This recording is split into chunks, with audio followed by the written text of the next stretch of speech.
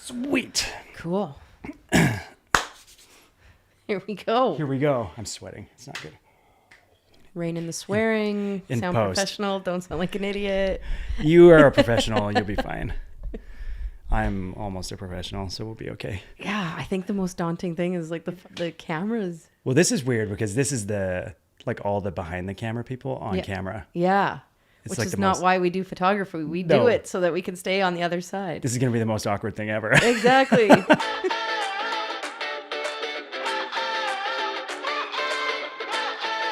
Welcome back to the podcast. My name is Chris Stenberg, and I am a photographer and filmmaker here in Penticton, British Columbia, and we're here with a fellow photographer friend of mine, the amazing Jenny Popoff, who we actually met. Well, we met quite a long time ago, but I think at the point that we sort of creatively connected, you were working a different job. Yep.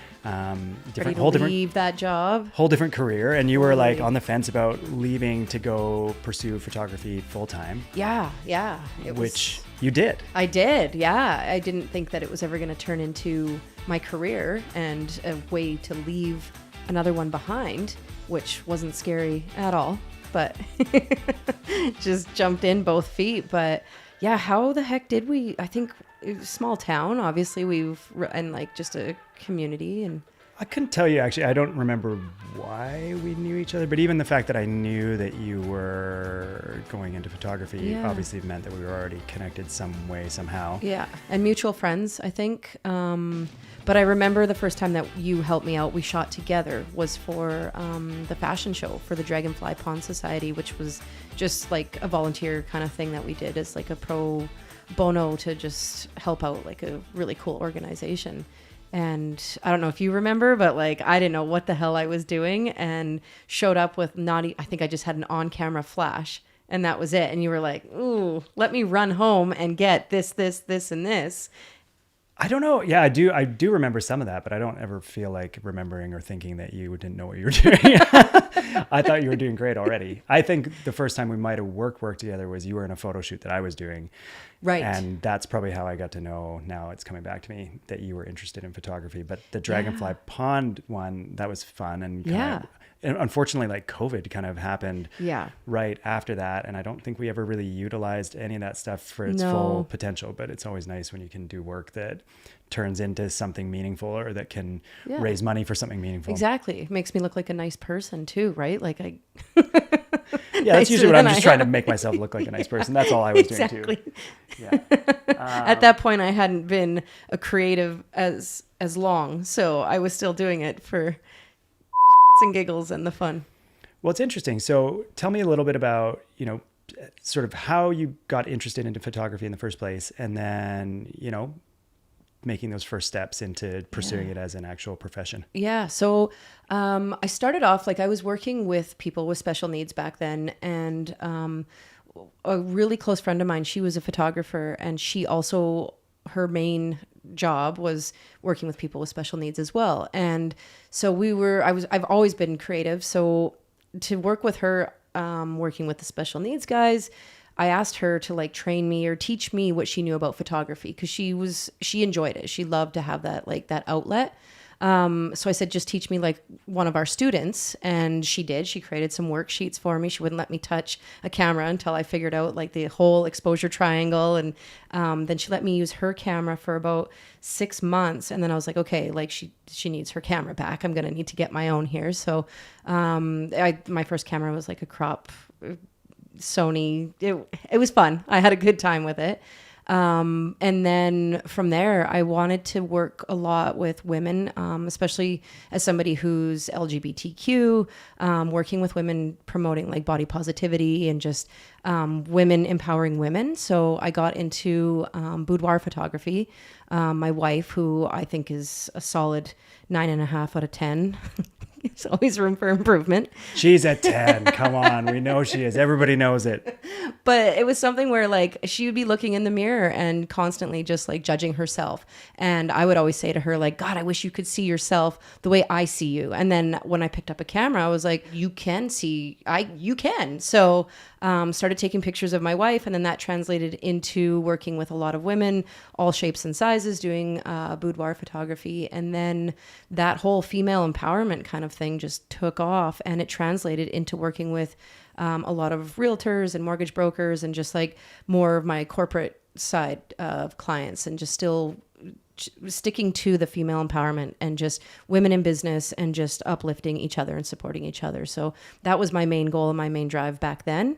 And that's why I got into it. So yeah, just showing people that you can look at yourself from a different angle and see what I see. And yeah, there's so much beauty in that. And just, if you can take like your confidence from a 5 to a 6 or a 9.5 to a 10, let's go. If I can be a part of that, a small part of that journey, that you're feeling better about yourself and a little bit more confident, then that's what it's all about. So yeah, that's long story short. I love that. I love that because, you know, as someone with 2 daughters, I think about this a lot. I mean, I probably in my mid-20s as a male probably wasn't thinking about a lot of those things. And I think the world has changed since then too. Oh, for sure. Yeah. I think we're way more conscious of, you know, leaving space for all kinds of different people in every possible different way. But I mean, obviously body image affects all of us, but I think especially as a young woman or an older woman or any kind of woman, I think there's just a lot more pressure on women in general, I think. But totally. Yeah. And it's unfortunate. Yeah. And, you know, like we were talking about before, just with the editing of photos too, I mean, why aren't we celebrating, you know, all the different types of bodies that are out there and the looks and, yeah. You know, like some people can take it too far. I know that with filters and everything that certain social media platforms have given us, like that Paris filter, really just anybody who's used it knows what I'm talking about. Even I ask my wife once in a while, like, throw the Paris on there. But I think that people know what you look like in real life, and like the filters just kind of make you look like you're faking it. So, and that you're ashamed of something. So, I mean, yay, less filters and just better angles, or, you know, not better, but like just more flattering. I mean, also as a photographer, I do appreciate beauty. I really do. And I mean, and that comes in so many different forms. And some people look fantastic on camera, and it may not even be because they're sort of like the textbook, you know, what you would consider pretty or handsome or whatever the adjective you want to put behind it. It's some people just have a certain look, and that's not always about, you know, the sort of linear version of beauty. It's like, oh, you're just so interesting looking, and that's spectacular in its own way. And to me, like personally, I would rather celebrate everybody's sort of uniquenesses and differences than to try and, you know, wash everything with the same sort of look and or filter or whatever you want to say, or just make everything kind of feel and look the same. And I would rather shoot pictures of 90-year-olds all day long. Totally. Bump the clarity on that, man. Yeah. Than 20-year-old models any day. Yeah. And it's not that either of them are better than the other, but it's just for some reason for me, I find aging really interesting. Maybe it's because I am aging myself, but, and I'm part of everybody around me. You definitely look a lot older than when we first met. That's for sure. I don't doubt it. Yeah. You'd be great to photograph now. I'm getting some lines, you know, I'm actually getting some experience in my face, there right? You go. Yeah. I think people respect you more. They do. And the funny thing is there's a lot of things where I used to get, you know, a lot of flack for certain things, like at the border, or like you get pulled over, or whatever happens. Now that I'm this age, nobody even cares. No. It's like you're never getting ID'd again, man. Yeah, I've got like suburban dad written all over me. That's there's respectable. Respectable-ish. Yeah. You know, I think the ish. Maybe like, you're like the Asian Richard Gere right now. Like that's what you've got with the gray. And did you know that Richard Gere is a quarter Japanese? No, you know, I had a feeling. Right? Yeah. So you're in the right. Thank you for the compliment. Just age to perfection. Yeah, I don't know. Okay, anyway. Here we go. This is just going to go way off the handle. So in your journey, sort of in this, like what I want to talk to everybody about, and this has been kind of an interesting path for me, was that other people I'm talking to are not in my profession and not in even necessarily things that people would immediately identify as creative. Although I think if you think about it, they are, but you know, I think if you're a business owner in general, you have some kind of creative in you, right? You have to be. Well, let's talk about that. So the business of photography. I mean, so you start with this passion, something that you're really interested in, and you said that so eloquently, you know, why you were looking to pursue photography and the reasons behind it. And, but you know, as you get into it, obviously, and I think I think I cautioned you about that. There was like there's something that happens early on that, you know, it very quickly becomes work. And I don't know that everybody's really prepared for that. Yeah, no, it's a lot of work. It's definitely rewarding in the fact that like your job is your creative outlet at the same time, but you also, if you want to make it your business, you and I had that conversation when I first started, was about branding and if I should have a certain style or just like a color scheme. Should I be dark and moody? Should I be light and airy? That kind of stuff. And does it all need to look the same on my Instagram, so that people know what to expect? And like, I was all about the branding, like 101 right there. But you have to be adaptable if you're going to go into like commercial or corporate photography. And we talked about that. Like, do you have a brand because you want the business to come to you and stick with that brand? Or do you want to show your flexibility that you can be light and airy, dark and moody, or whatever, right? So, that was a tough one, trying to figure that out and navigate that in the beginning. My Instagram is definitely like very much like it flows, but I am adaptable. So I've worked with so many different clients on what they want, and you have to go with their social media and look at their wall and try to figure that out. Well, there's this idea, like especially with social media and YouTube and things like this, where you need to sort of really curate a certain style or look that you're trying to project into the world so that people understand what you're about, a niche or whatever you want to call it. Do you feel maybe by being a little more general and doing a bunch of different things, do you think that's like affected you negatively or positively, or?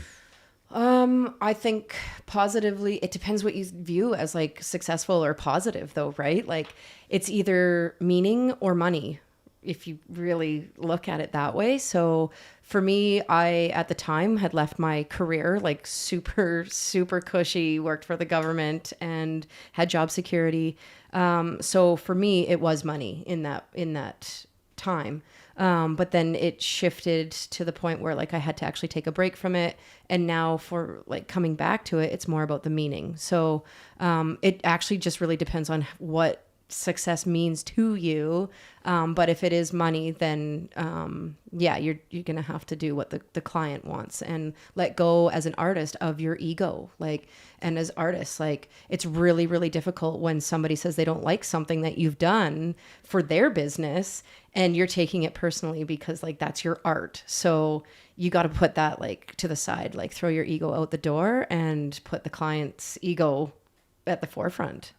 Yeah, I mean, I can relate. I shoot a lot of different kinds of things, and I sometimes feel a little bit scattered that way, or that people don't really know what it is that I do because I don't have like. I still don't know what you do, but like I love hearing about all the projects you work on. But so like, case in point. Yeah, exactly. Your style is just you're a videographer, you're a photographer, you're a dad, you're all kinds of things, right? So yeah, and I think the branding thing, I guess too, like I escaped the social media sort of purgatory a little bit because of when I started. I think because my career was well underway before Instagram, before YouTube, all that kind of stuff, and so that makes me a bit of a dinosaur now. Yeah, but it didn't, like, to get work, I didn't need the validation from social media, and I don't mean like personally, but just like even business wise.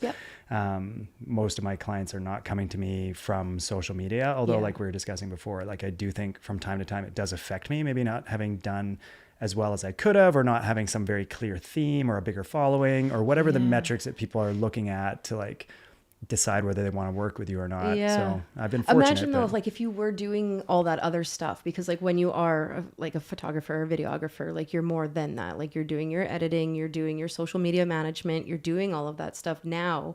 So your work was so good that it continues like to get you work. So you don't have to focus on all that other stuff. Like your work speaks for itself. So you're able to do a better job at what you are meant to do rather than having all of these distractions when you're having to do your social media, answer all these emails, do all the make reels, post to your story 3 times a week or whatever. I don't even know what it is anymore. It's interesting. But I am consciously aware, yes, on one side of that. And then on the other side of that is like, am I keeping up? Right. Like there is always a sense of like, I don't know what I'm doing, or like FOMO, or like, wow, look at that guy's Instagram or that girl's Instagram. Yeah. And I mean, financially it's been okay without doing that, and business wise it's been okay, but I do from time to time sort of wish I had maybe kept up, and I'm still like honestly still trying to figure out where am I going to go with this? What am I going to do? What is my identity? And I think because I've been able to play in so many different sandboxes, I haven't had to decide. And that's a bit dangerous too, because I don't know that, you can continue on just doing like absolutely everything under the sun forever. Like you kind of do need to specialize a little bit, maybe. I don't know. I think, you do sort of, but why do you really need to fix what isn't broken that's working for you right now? Like, I don't know. It's kind of, it is in itself, you're good at everything. So just keep going with that. Like you're adaptable. I think that's one thing that you can show is that you're able to pivot. The flip of all that is that I've had this conversation with myself so many times. You have no idea, where I'm just like, oh, I should be the sports guy, or maybe I should have done weddings, or maybe I should have, really honed in on like one area of what I was doing and just really stuck with it, even if there was a bit of low time trying to develop that. But the other side of it is that I'm not really interested in doing that. And so, for me, over time, the thing that I've realized that I enjoy the most is like this connection with different people, all different kinds of people.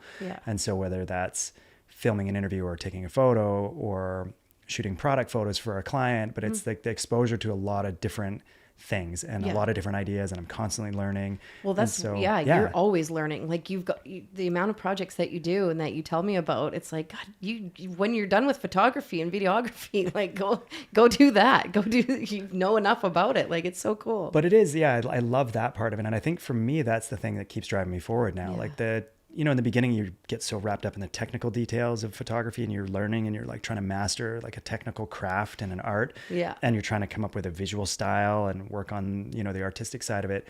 But as time goes along, a lot of that becomes second nature, and you develop your own way and you master technological things. And, then all of a sudden you're like, well, what is it that I'm still doing this for? And for me, it's that like kind of the variety. Well, and that's the thing too. If you start putting those things out on social media, that's what you're going to start to attract. So say you start doing weddings and then you put a whole bunch of that stuff out there, and then suddenly you're getting booking after booking, and then 6 months later you can't stand brides and weddings and all the stuff that comes with the drunk people at 9:00 at the reception. Like you don't want to do that anymore, but that's out there now. So it can be tough what you're putting out there. And I think you are better to have a little bit more of a variety, because life is always changing and you're always evolving as an artist and a freaking human. So I kind of wish that like I didn't just pigeonhole my You can pigeon your hole here. It's okay. I kind of wish I didn't pigeonhole myself in that way, that I was just sticking to one thing. So now I'm trying to do a little bit more variety, or just stick to the stuff that like sets my soul on fire a little bit more, makes me feel good and doesn't feel like I'm pushing a rock up a hill.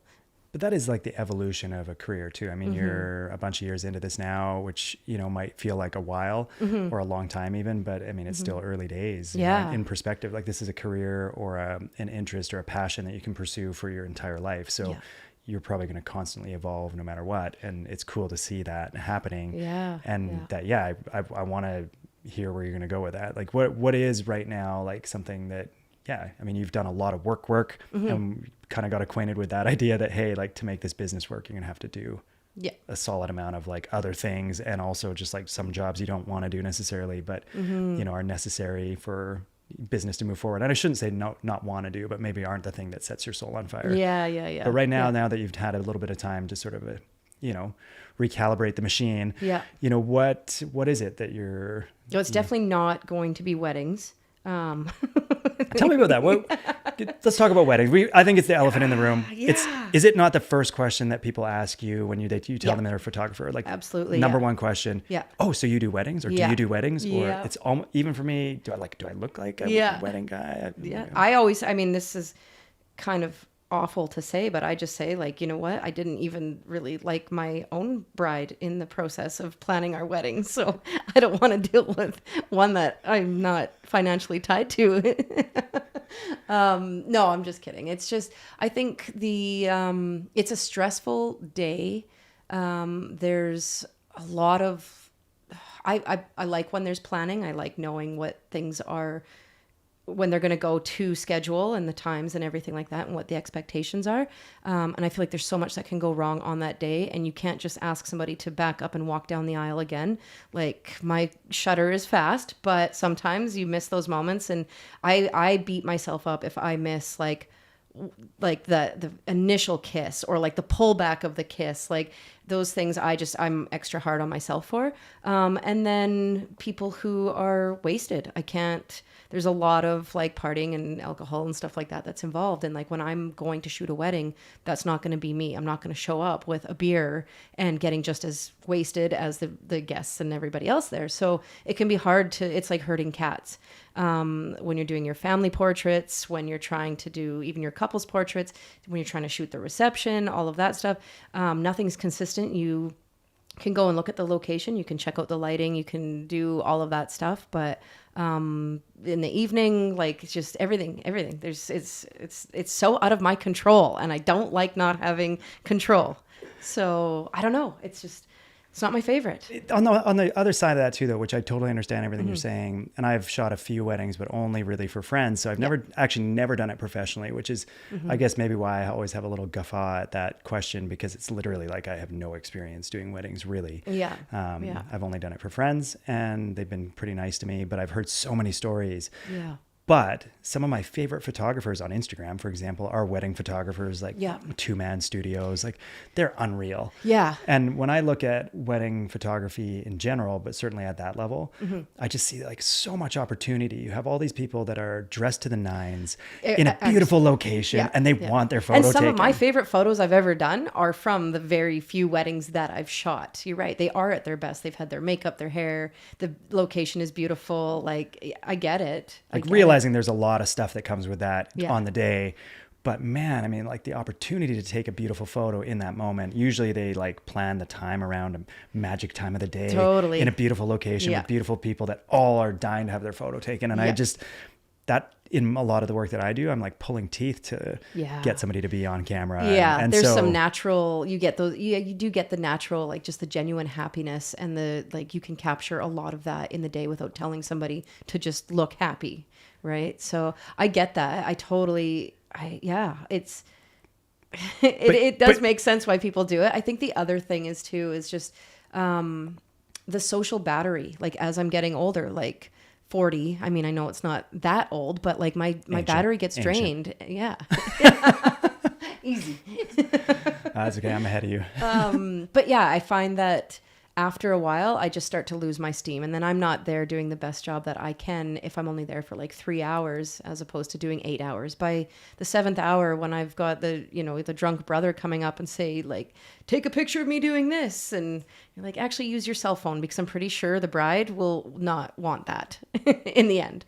But then, so the social battery runs out, but then also with the editing, like, in the end, it goes so much longer. And I'm the kind of person who, when I sit down, I will go for like 8 hours. I'll go into my little editing cave, and it's something that I can't stop thinking about at like 2:00 in the morning. Like, I never want a client to feel like I'm stretching out the time too much. Like, especially in the beginning, I was like, nope, I got to get galleries back to my clients within like a week. And that's an unrealistic expectation to put on myself, right? So, but it's still something that I wake up at 2:00 in the morning thinking about and can't get back to sleep. So when you're shooting weddings, especially wedding season being spring and summer, that's like the best time to be out enjoying yourself. And I feel like I can't fully enjoy my time with my family and my friends when I have this gallery or 10 galleries in the back of my head, just kind of saying, like, you should be at home doing this. You should be at least doing 5 pictures today for each client. Send some teasers so that they'll get off your back for a bit.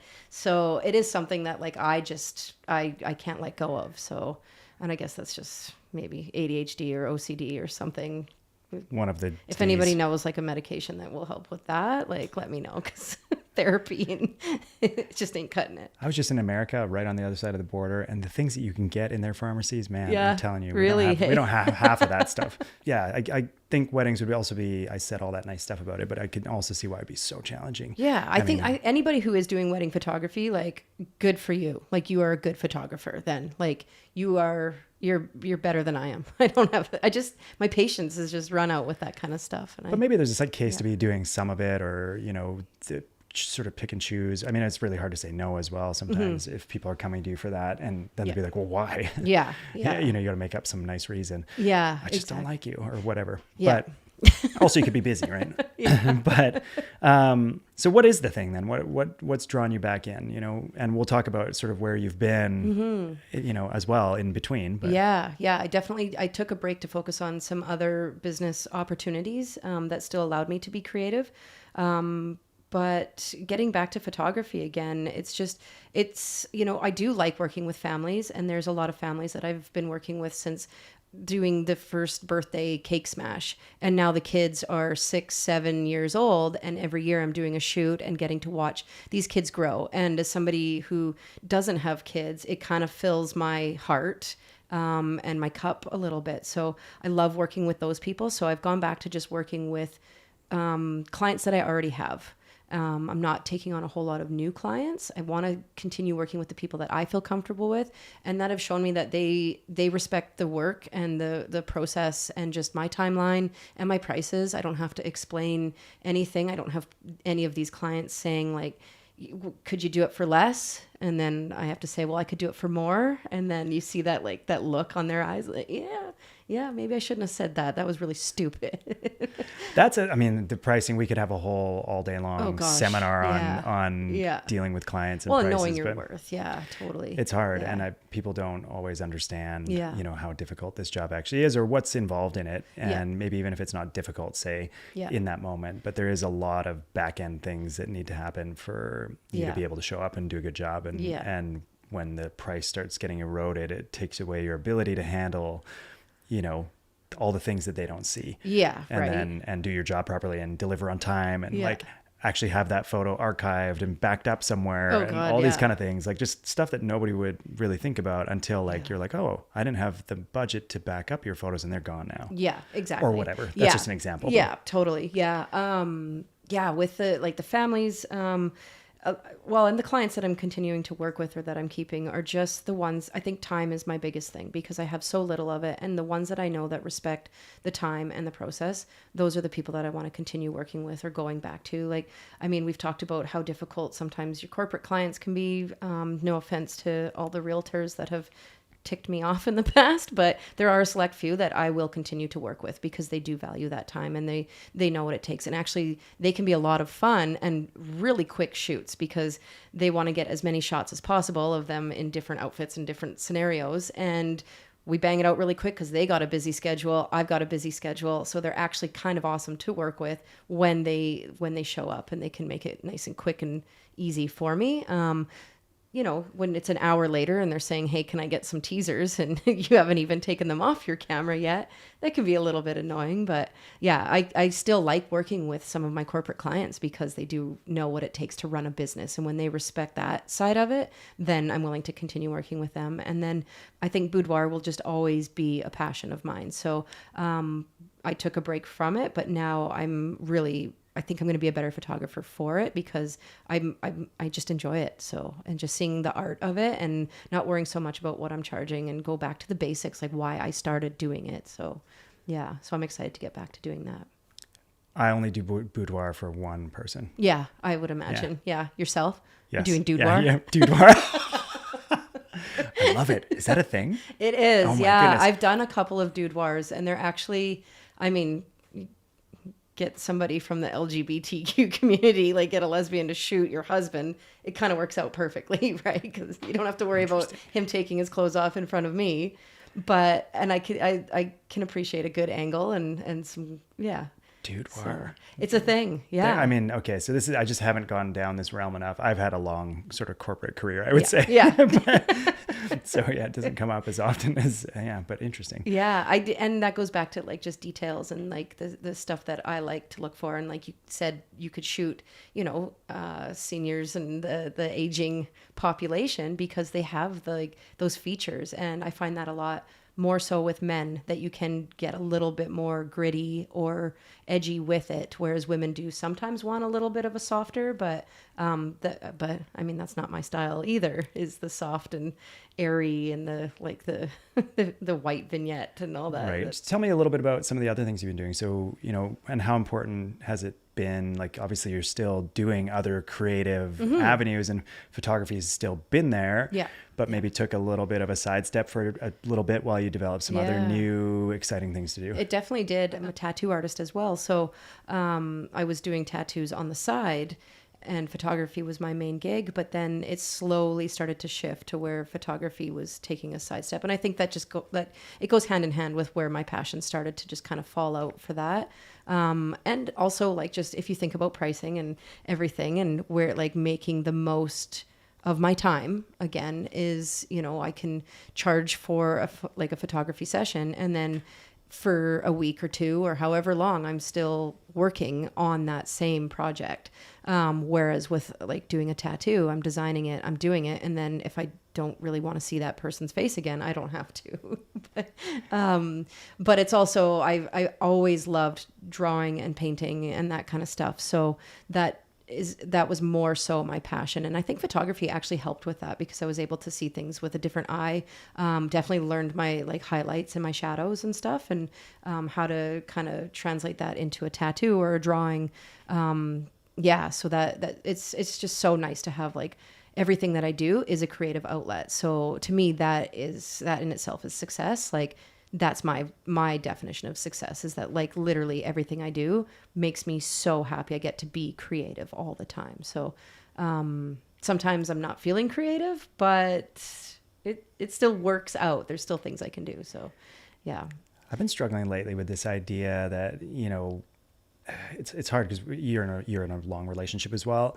You know, when you're a creative person, people don't always understand how you operate. And it seems like sometimes you're just sort of farting around and not, you know, maybe not being productive or whatever it is. But then there's other times where you're like head to the grindstone and working so hard all night, whatever, not getting any sleep. That's sort of the nature of the beast. But I find that for me, like those idle moments, the time to just really soak things in, or soak them up, I guess, or just, you know, even just something simple like going for a bike ride for an hour and not being at my desk. And it's where I do my best thinking. Like there's certain things that are required to do this that are not normal job inputs.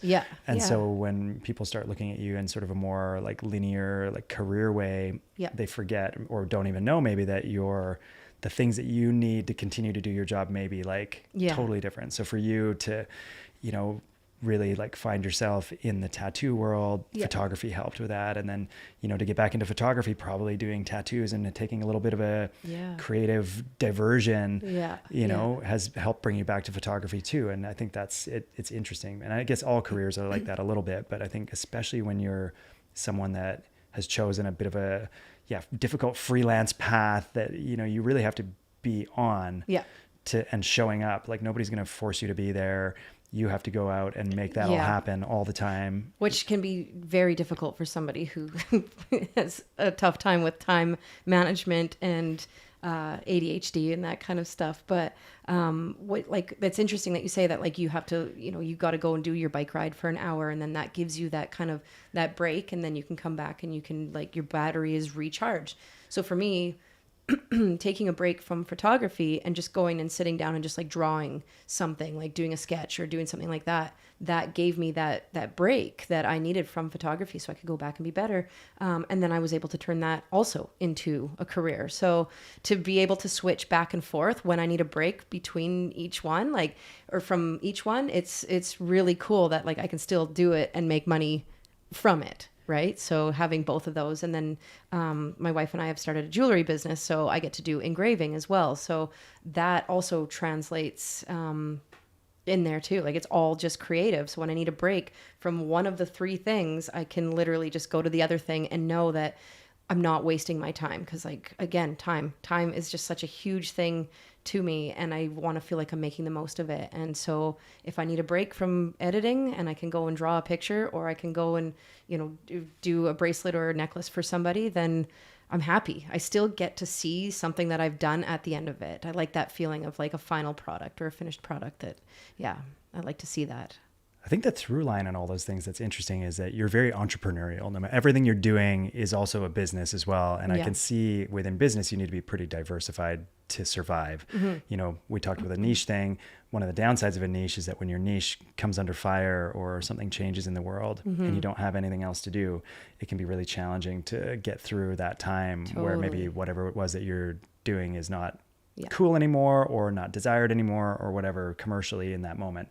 So that can be hard. But if you've got a few different irons in the fire that fill your cup and also fill your bank account, that's kind of fun. But tell me about like just being in business as a creative person. Like what's that like, and what are the challenges and the rewards? And I think it goes back to like, I mean, what I said about there's just always that struggle between money and meaning. So you really do have to let go of your ego and the why you're doing it and the your brand and all of that stuff, or your style, or whatever the criticism that you're going to get. Like if you want to make the money, then you have to just let go of some of that. You got to sell your soul a tiny bit, and then, you know, do some of the things though that you still like to do, so that you don't start to resent it. And I think that's where I went wrong with photography, is that I was doing everything for everybody else and forgot about what I liked doing. So that's interesting. So I guess that's where I was going with the bike ride thing. And bike rides are maybe not I am a cyclist by like, that was my first thing that I did. So it is important to me, and that is part of my creative process, but it's not actually directly a creative thing always. I mean, it kind of is, but not really. But also the need to just like always be making, but making something that means something to you or to myself, I guess in this case, like that is so important. So if I don't have time to shoot a personal project or to do some writing, or I start to get a little like squirrely and I can't quite figure out what I'm doing. I get maybe even like a little upset or resentful about things. And, but when I have like a free Sunday morning with no other responsibility, and I just like, even just write a blog post, or or even if I just start writing some random thing that makes no sense, but I spend an hour doing it, I just feel so much fuller and more complete than if I just ram through another work project. And it's weird to me sometimes that the things that we do as creatives for work are also often the things that we do in our spare time. Well, yeah. I mean, sometimes like I'll just have fun photoshopping and editing a picture of a friend of mine on like a unicorn or something. So maybe that's why my wife thinks that I'm just screwing around sometimes. But really, this is my downtime and I'm still being creative, but I'm just doing it for myself. It might not be something I put on a billboard or the back of a bus, but I'm going to get a good laugh out of a friend for it, and I'm going to have a good time. And those things are so, I mean, I was thinking about that the other day too, because yesterday I worked on a totally personal project. And I loved every second of it. And it was like just as hard and complicated as everything, but it just didn't feel like work. But I effectively was doing exactly what I would be doing for work. And even this for me is kind of new to me, this sort of genre, and just being able to sit here and chat and not have to edit it into like a 2-minute video that like is so succinct and meaningful, and you know but it just makes me feel like way more engaged in the process again. Totally. And you're learning from people or things, or just, you know, everything that you've got set up here, like you're setting it up and it's trial and error, and you're doing it all on your own, which I think is and inevitably there'll be some massive screw ups as well that I'll be fixing later, but you know, that's just life too. And but it's so cool that like I know I make fun of you for being such a nerd, but like you're like the MacGyver of like cameras. Like you've literally just done this whole thing with the mics and the cameras and the lighting and everything just on your own. Everything's all synced up. I mean, maybe it's not. Maybe we'll have to reshoot this whole thing tomorrow, but who knows? I hope not. I would where's some wood? I don't know. Knock on wood. No, I've never had to do that yet. There's been times. I mean, what's the single biggest blunder that you've ever had as a photographer? I think, starting off was just having no off-camera flash. That was a big learning experience. That's not that bad though. What? Also, hipsters love on-camera flash, just so you know. Yeah. So we could debate this one now, right? They love that like direct deer in the headlights. I know, like the old garish, nightclub photos. Just... American Apparel catalog look. Yeah. Oh God, yeah, totally. Okay, well maybe that's something I'll go into next. I don't know. What I do, I've definitely come unprepared and had to just wing it with whatever lens I had at the time. Try to make the most out of a prime and figure out what I could do with that. Forgetting batteries. Oh God, just not charging my equipment, just forgetting things, even as small as, you know, going back to like weddings when I was shooting those, like not having maybe a brush or a lint roller or something like that, like those little things, like not being fully prepared for those. And then having to do all that work in post, trying to edit out cat hair is the bane of my existence. So if you're going to do a photo shoot, make sure you just give a quick once over with a lint brush. Just save your photographers some headaches. I'm trying to think mine. God. Yeah. I would say the two that really stood out to me in my head, just as I asked the question, was like one time I had a memory card with a whole interview just like go corrupt. Couldn't solve it. Oh, no, I lost it. I lost the card or something like that. Okay, impossible. Yeah. But thankfully there was 30 interviews and it was the one that nobody would have used anyway. And I managed to just sneak by, but that was like I'm pretty sure. Yeah. That one I lost. And then there was another one where I was in Africa and I took this amazing, I'm not totally tooting my own horn, but it was really the situation. I took a spectacular photo. Yeah. And I just wanted to like post it online somewhere so badly and share it right away. Yeah. That I was eating dinner and I was taking the image out of my phone by like the Sony Imaging Edge software, like by Bluetooth or whatever. So I was doing it wirelessly into my phone, but the battery was at 1%. And the battery died as it was coming in and it wiped the whole mememory card, completely corrupted it. So that whole day's shooting was all gone. Oh my God. And all I had from it was like this super low res, like, 2 megabyte image that came into my phone by Bluetooth. And I guess thankfully I have something from it, but it was just I just didn't see the battery. Me out so I just didn't see the battery was at 1%. And I know it's been a long day and I was just so eager to get this one. And it's a bad workflow move, right? Oh my God. And I still have the memory card in my desk. It's like physically broken and also like, I've tried everything to recover it. And the next step would be to send it away. Oh my God. And this is also a testament to the dual memory card recording where you have like a redundant backup in the camera. And it's just like, why wasn't I doing that? Yeah. I think, oh God. Well, memory cards I've been pretty okay with. I have had like a little bent, one of the little metal doohickey things. I don't even know. Like I'm not a nerd like you, so I don't know what that exactly. The little metal XYZ prong. Yeah.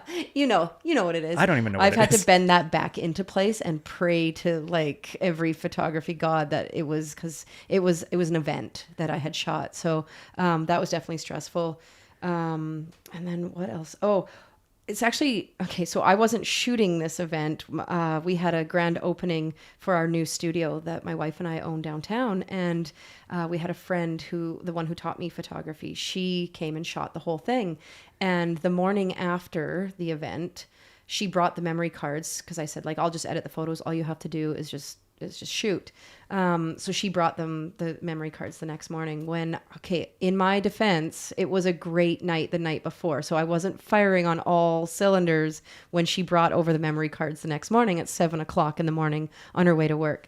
To this day, we still don't know where that memory card is, the one that had the majority of the shots, from how amazing the grand opening was of our brand new studio that we put our blood, sweat, and tears into. So that gets brought up probably at least once a month around the same time with my wife.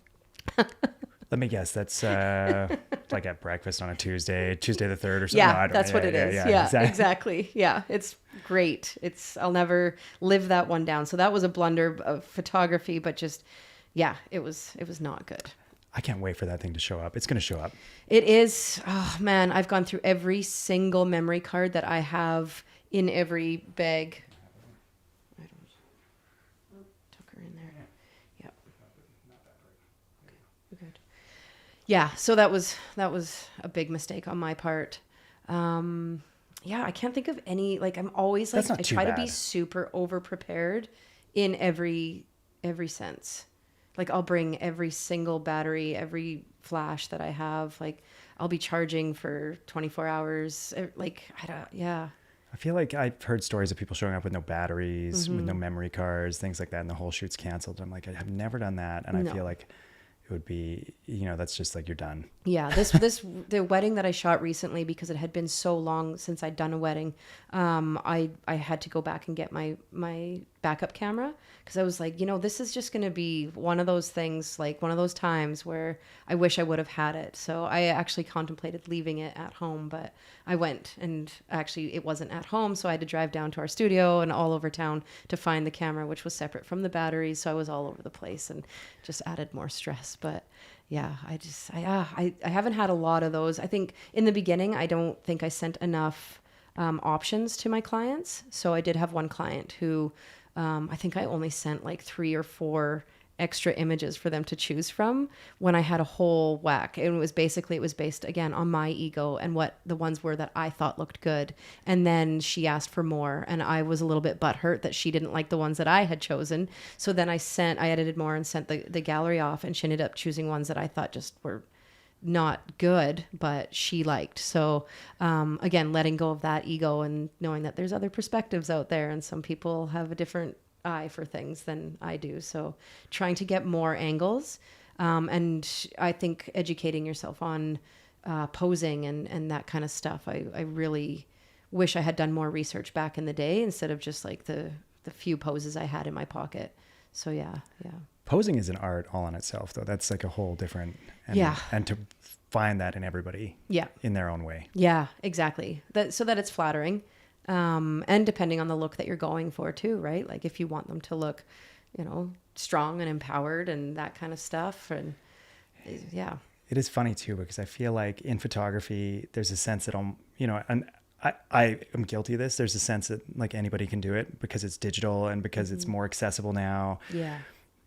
And then you go see some photos sometimes and that not anyone can do it. There is something special about being a good photographer and having an eye for it that not everybody has. And I'm sure a lot of people can learn. Yeah. But I do think you need to have some sort of baseline sense of artistry, but also just an appreciation for people and a certain, like, I don't know, it is a developed skill, but every time I feel like, oh yeah, this is easy. Like it's a race to the bottom now. Everyone can do it. Yeah. But then even I'll hire somebody to do something with me, and then I'll see the photo and not be happy, or see the video and not be happy. And there is a lot to it. And it's, I think, people don't always appreciate that, I guess. I think so too. And I think, this translates into both or all of the businesses that I have, is that like there are a dime a dozen now, whether it's photographers, tattoo artists, or jewelry businesses. What now you have to do that people are going to stick with and they're going to keep coming back to you is the experience that they have while they were with you and how you made them feel. So yeah, the final product and the eye and all of that stuff is 100% important. But I also think that the way that you can put people at ease, or, just make them feel comfortable and in your presence so that you can show them in the best light. Or if I'm doing a tattoo, they're not anxious, they're not squirming, they're not shaking, they're not moving around because I'm not making them feel comfortable. And then they're going to keep coming back to me, whether I'm doing the best job or not. If I'm doing a pretty darn okay job, but they felt good in the end, then I'm really happy with that. And I think that goes back to what you were saying about connection.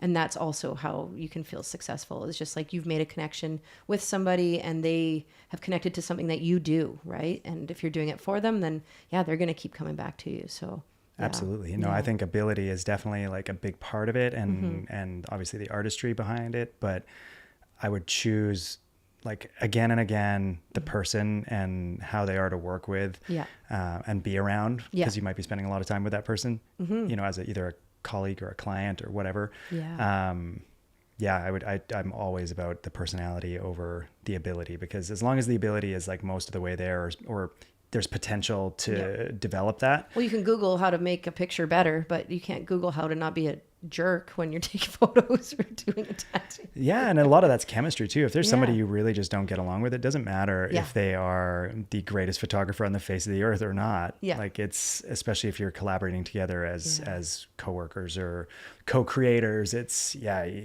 so important. It is so important. And it can be really difficult to go between being that people pleaser and wanting people to have that good experience, but then also that line between boundaries and like having to set those boundaries in order to have like a successful shoot, and to continue like working forward instead of going off into a million different rabbit holes and stuff like that as well, right? So boundaries is something that I'm still learning, and that's advice that I would give to any creative business owner who wants to do it forever, is just make sure that you do stick to your boundaries. Don't let people really take advantage of you. And yeah, I think if you feel a certain way about something, it's okay to speak up because they do respect you. You can still be nice and get your point across. But yeah, boundaries.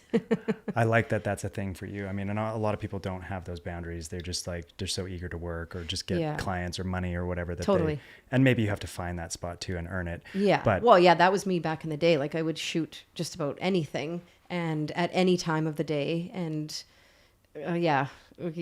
try to have those pictures back within 24 hours or something ridiculous like that. And just, not have those boundaries, and, answering emails at 9:00 at night when I should be spending time with my partner and my family and my friends, and having that downtime to recharge my battery. But yeah, that's exactly what contributed to a bit of burnout, was just bending over and just taking it.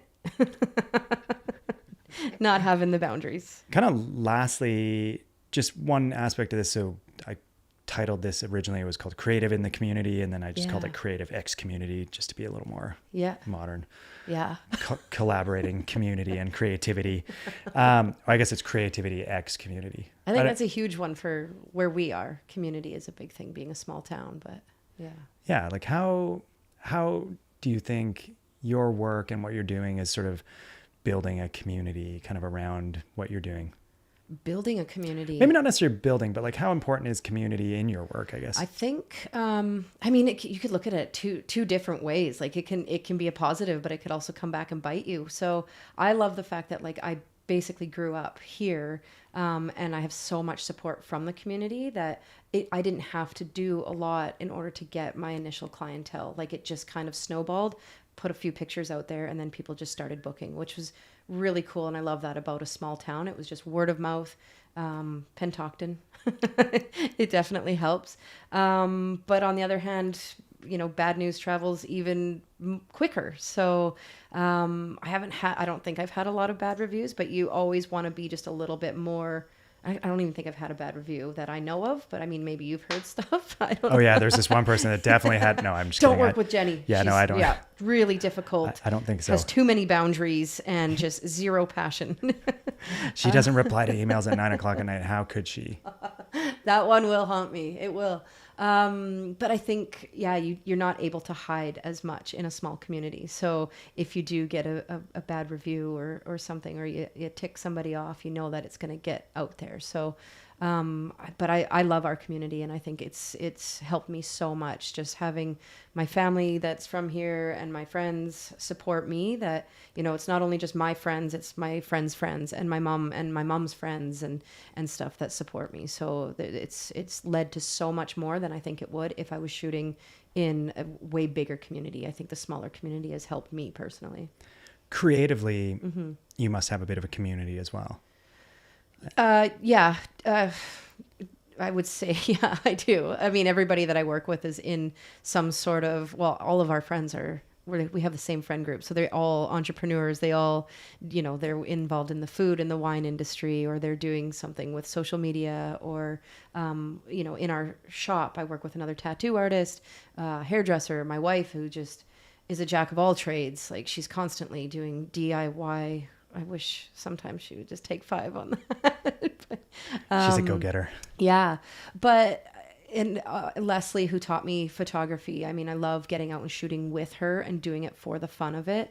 And then also meeting up and just like talking, like you and I did right before we started shooting this, or recording this, is just like being able to like vent to somebody who gets it, like actually gets it. And then they kind of can help you instill those boundaries. Like, oh, like, no, you weren't wrong to want to walk off that shoot because you weren't treated properly. Like it's some validation, which I think is awesome to have, that like nobody will get it the way that like you'll get it, so I love that. That's true. Actually, I mean, I have you for that too. And, when I first moved here, it was so long ago now. It was like almost 20 years ago, 18, 19 years ago. Yeah. And there was only one other photographer that I really connected with. Yeah. And her and I, we always joked that it was like a support group. Yeah. Because I mean, nobody knows what you're going through. Nobody really understands. And No. you know, even if you tell your partner, if they're not doing that job, they don't really understand either. And so it is, you need other like-minded creative people, sometimes even narrower than that, like that are in the same field of creativity even to really like,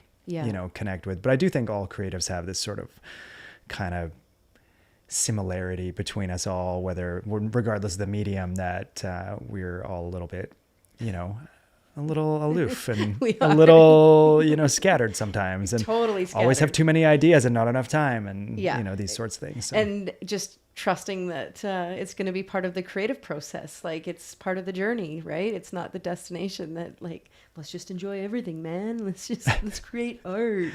Yeah, let's do art for sure. But yeah, no, I love being able to like meet up with other creators like you, like especially in the beginning when I was just looking for some kind of like direction or guidance, and just, you know, and being able to just vent and talk and get ideas, and just being able to rely on people too. Like, you know, if I don't have like a macro lens, then I know that I can call up like 3 different photographers in this town. And I think there's a solid group of us who kind of from 6 or 7 years ago who just kind of made it a thing. And now it's not like it's competition. Like, I'm the first one to recommend somebody else because I think they'll do a better job than I will in like whenever someone's looking for a photographer.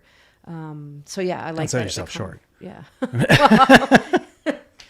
I just or mean when you're that busy. if it's something that I don't want. Yeah. You're looking for a wedding photographer. Oh, and it comes full circle. I know. Yeah. No, I think the community that we have of just like, if we just keep it to photography and that kind of stuff, then we have an actual like really cool, solid core group of us that kind of recommend each other or bounce things off of each other. It was really neat. My wife and I were at a market recently in Kelowna, and we were doing our jewelry thing, and the woman who had the stall just 2 down from us, she was talking and stuff, and we were making small talk. And then I was like, I don't think I've told you my name. And she's like, I actually know who you are. And I was like, oh, okay. Like, ooh, good or bad? Like, where are we going with this? What did I do in my 20s that I would never do now that I'm a mature 40-year-old? And she's like, no, I've been following your work. Like, I know that you're Exposed Moments, and I love your photography. And she's like, I feel like I'm in the presence of a celebrity. And I just went instantly like, oh my God, like I hate this feeling right now. Like, this is why I'm behind the camera, because I hate feeling this way, like on display right now. Like, I don't know what to say. I totally understand, but how cool is that? It was really cool because I've actually followed her photography for so long, and she, back to weddings, she's an amazing wedding photographer. So it was actually really, really cool to get that kind of like that recognition from somebody that I admire, which I think is kind of what I look for. I like getting, you know, the nice compliments from my mom, but when it comes from another photographer or another creative, it means just a little bit more. So I took that. I took it the best way I could. And you earned it. Yeah. I was happy with it later. She probably thought I was awkward as heck when I stood there in front of her, but yeah, it was really cool. Yeah. Awesome. Well, I can't wait till our next collaboration of some sort. I don't know what that will be someday soon. Anything. Maybe, you never know. We have to do something. I think it's been a while. Let's do it for fun though. Yeah, no, absolutely. Like, yeah. And then we'll try to make money off of it. Yeah, we'll sell it after. Yeah. No, but let's not even worry about that. I'm all on. I don't know if dudoir is a thing to collaborate on. And in my many different ways that this conversation could go, I'm not sure that's where we're going with this one. But yeah, I mean, if it was going to be anyone, it would be you. I appreciate it. I'm looking forward to working with you in any way. Like now, I think I'll consider it. Yeah. All right. And where can we find you online for everybody that's watching? If you go mostly on Instagram, I've kind of given up the whole website thing. It's just another one of those jobs that I didn't set my soul on fire. So if you go on Instagram, Exposed Moments PG is one of my pages, and then Exposed Moments CA is more of my risque boudoir stuff. I just thought it was better to have 2 pages rather than putting half-naked women next to small children and realtors and stuff like that. So cake smashes and puppies don't really go well like hand in hand. That's some business savvy right there. Yeah, that was my wife. And what about the other things you're doing? My wife and I have excuse me, we have Beauty and the Blade is the studio that we own in Penticton. So it's an aesthetic studio. So it's everything from hairdressing, cosmetic tattooing. I do regular tattoos. We have spray tanning. We've got micro needling, everything, laser hair removal, like literally anything aesthetic. And I didn't think that was going to be my life, being a business owner of that, but. So before my dudoir shoot, I'll be coming to see you for some sure. things. Yeah. Lucy is great with waxing. A lot of hair removal goes on in that place. Sounds painful. But yeah, on Instagram, again, that's just either Beauty and the Blade or Inked Artistry by Jenny. So awesome. Yeah. So cool. Yeah. Thank you so much. That was awesome. Thank you. That was fun. Do we get to like a handshake? I don't know. We need to do one of these. Like... Yeah. Oh wait, hang on. Let's just stay there. Okay. Where's my camera gone? Where's your camera gone? There's like 4. There's so many. Okay, so I'm trying to finish this roll. It's so old, this camera. I can't even believe that. It's not even that, okay. So this is, well, it is a toy. So it's Lomography was, like I was telling you, was the people's camera of the, Lomo was the people's camera of the USSR at a time. And then it sort of got hipster cool, like in around I want to say like 2009, 2010. Yeah. It became a whole thing. So this company, Lomography, took over all those old cameras and started making them again. Yeah. So you can still buy some original ones, which I have in my office, but it's like all taped up to keep the light from coming through and stuff like that. Yeah. But they started making other weird ones. So this is an Octamat, and it takes 8 pictures on the same film. Yeah, look at that. On the same piece of film. Those things, so I think I haven't wound it yet. I'm pretty sure. Okay, hang on. You have to wind it 8 times. Holy. This is the dorkiest thing ever. But I'm trying. You're like winding each lens on the camera. Like yeah, so it's basically they're all gonna be on one picture, right? Yeah. On one frame. But so. Oh, man, I still got like 14 more to go or something. Well, I'm not doing 14 photos. No, but I'm pretty sure there's pictures, unless one of the kids opened this, so this may not actually work. Oh, yeah. But I think there's pictures of them from when they were really little on here, which is why I'm trying to, I kind of bought it to take pictures of my kids, but it's okay. Ready? Yeah. And you can do a bunch of different things because there's 8 pictures, right? Okay, ready? Oh, hang on. Anticlimactic. Okay, ready? Here we go. Okay, we got to try that one more time. You have to do like... You have to do like multiples? Oh, yeah. You can go like in a photo booth. That was 8 pictures right there. Oh, okay, try again. Okay, ready? 3, 2, 1, go. Yeah. It's a little bit weird. I don't know how that's going to turn out, but anyway. We'll see. I don't know. There. That's really cool, though. I'm going to do some research on that because now I want to kind of nerd out. Well, and also you can do strange things with film, like, cross-processing and all this kind of stuff. So... I don't know what I'm going to do with this roll. It'll probably look pretty normal, but you can get super artsy with this thing. And it's a very odd camera for sure. But again, this goes back to like literally like your passion for photography is like, so that this is your downtime is still playing with a freaking camera right now. Toy camera. I know. I mean, that's when you know that like literally you're doing what you're meant to be doing when your downtime still involves a camera. Well, that's like yesterday. I'm like, excited. I've got the day off and I should be doing my work. Yeah. But I just really would like to go film something else. Yeah. Yeah. That I want to do. And do you beat yourself up for that? Like, are you hard on yourself? Like, do you not think in the back of your mind that like, God, this is fun and this is probably making me a better human, but no, I have work to do. The editing will get pushed off until there's actual time, or that there's like a reasonable gap. Yeah. Because there's never really time, let's face it. Yeah. But yeah, no, sometimes you just have to make time for those things. And otherwise, like, coming into this week would have been not as fun, right? And so, even if it's my day off and that's how I chose to spend my time, I like my ideal weekend is when I arrive at the weekend with no plans, and whatever it is that I end up doing is what I do. Yeah. So if that's filming something or taking pictures, cool. If that's going for a bike ride, that's cool. Yeah. But I just don't want to have it orchestrated before I get there. Yeah. And do you make a point of like having a day off?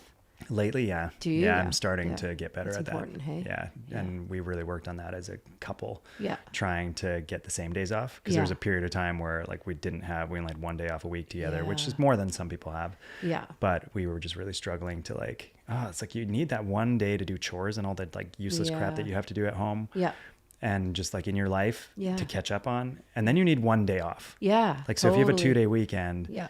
Yeah. One of those days is for fun and the other one is really still like another work day, but just home stuff. Yeah, totally. And so you kind of need to sort that one out. And so, it doesn't always happen, but we really try to have at least one or like both have 2 common days off. Yeah. When things get really hairy, then obviously you just do what you got to do. Well, and you guys, you're not working together, so you need to have that time to like reconnect. Whereas like Lucy and I are together 24.